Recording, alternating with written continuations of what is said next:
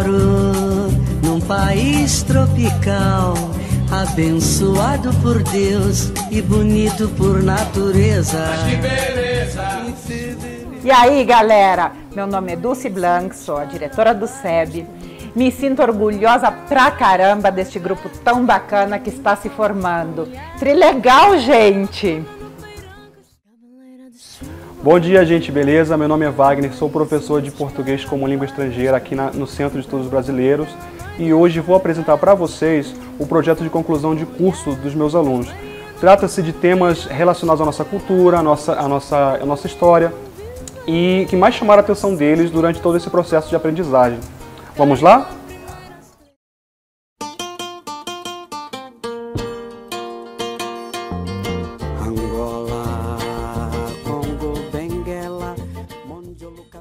Uma das coisas que mais chamou a atenção aprendendo português foi a diversidade cultural no Brasil.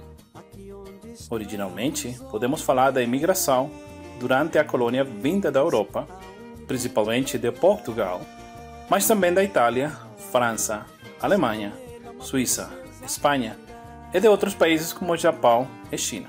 E o Brasil foi um dos últimos países do mundo em abolir a escravidão.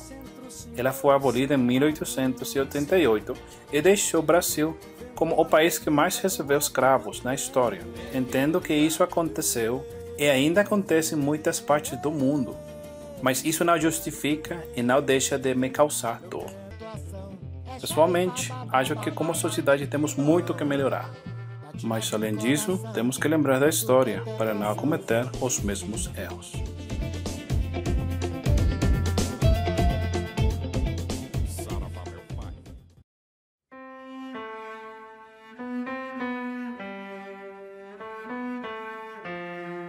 Quando eu vivia na Venezuela, gostava muito de pesquisar sobre a história de todas as religiões do mundo.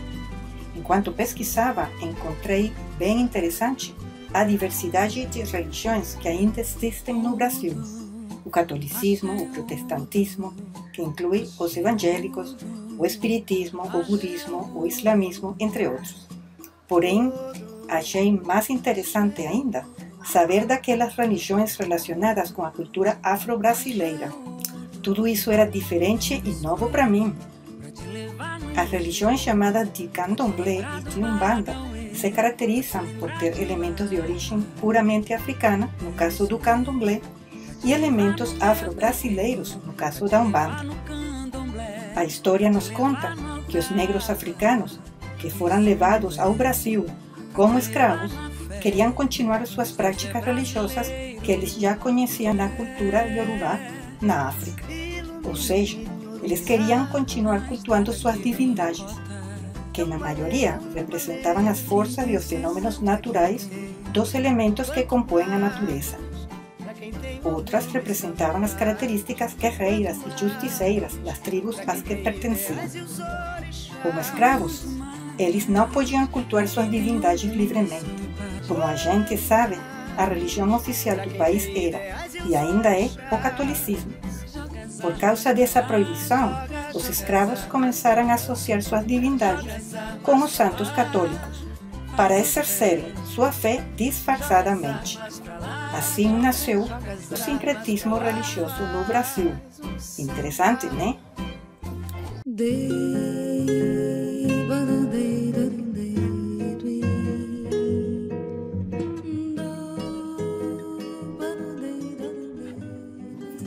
Vou lhes contar da evolução da música brasileira, porque o mundo conhece o Brasil por sua música, especialmente pelo samba. Mas não é só isso, tem uma grande variedade de gêneros musicais que surgiram junto com a evolução do país. O primeiro ritmo musical originalmente brasileiro foi o machixe, formado a partir de uma mistura entre o mundo e a modinha portuguesa.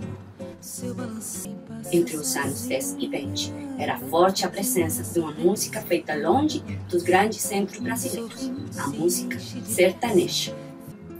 Nos anos 1950, um novo movimento nascia no Rio de Janeiro, a Bossa Nova, e foi iniciada por João Gilberto, Vinícius de Moraes e Tom Jobim. Fizeram composições que tratavam sobre assuntos como a beleza do Brasil. A MPB, música popular brasileira, estava se formando tanto como movimento cultural como protestante, contra a ditadura militar no país. No subúrbio da então capital, Rio de Janeiro, surgia um novo jeito de fazer música no Brasil. Era uma forma mais charmosa e chorosa de se tocar as canções populares vindas da Europa, o que começou a ser chamado de show. O jeito brasileiro de fazer música foi criando forma, a versatilidade, improvisação e habilidade dos músicos se tornaram característicos do show. A conexão que tenho com a música é porque acho que é o melhor jeito de expressão e comunicação que temos e é parte de nossas vidas. A dança das flores no meu pensamento traz a pureza de um samba, sentido marcado de...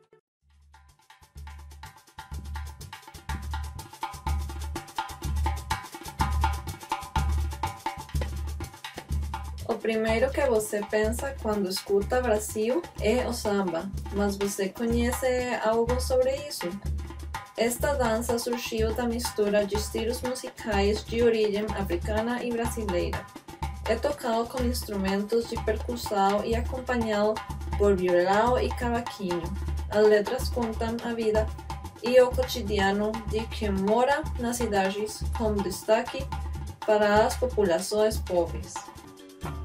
A capoeira é considerada patrimônio cultural do Brasil e é uma expressão cultural brasileira que mistura arte marcial, esporte, cultura popular e música caracterizada por golpes e movimentos ágeis e complexos. A música é um componente fundamental como forma de ludibriar os escravizadores, fazendo-os acreditar que os escravos estavam dançando e cantando, quando na verdade estavam desenvolvendo e treinando uma arte marcial para se defenderem.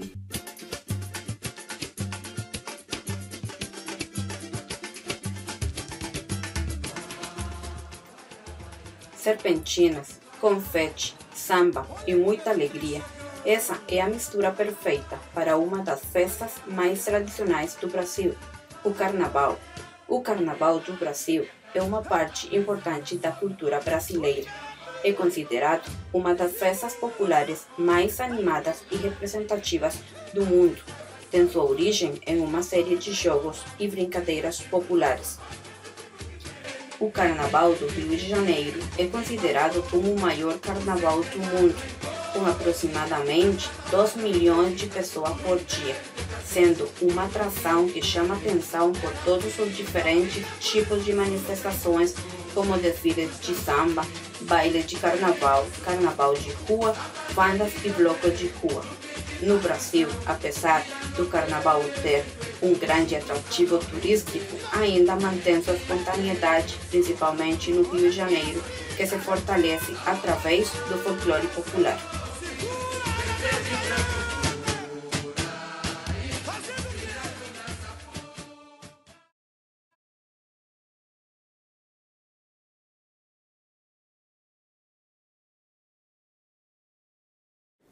Obrigada, meu amigo carioca, meu amigo Bach. Achei suas aulas de ponto de vista maravilhosas. Eu não só aprendi gramática, vocabulário, gírias ou sobre a cultura do Brasil. Também desfrutei, curti, ri muito nas suas aulas. Você soube nos motivar para aprender a língua. Foi uma experiência lindíssima e maravilhosa para mim. Agradeço também a você sua sincera e verdadeira amizade. Bach, muito obrigada pela sua dedicação, paciência e carinho. Seu jeito de ensinar é único e tornou a aprendizagem numa experiência. Cara, eu lhe agradeço sua atitude e seu jeito de ensinar. Isso fez a diferença no processo de aprender a língua portuguesa que comecei há muito tempo. Muito obrigado. Os amigos viram família. Bach, eu só posso dizer obrigada pela atenção, pela compreensão e pelo apoio. Eu acho que você não é só um professor de aulas, sinal da vida. Bom, querido, eu quero lhe agradecer pelo tempo, paciência e amor com que você nos ensinou. Todo o que eu sei é por você. A gente se vê. Valeu!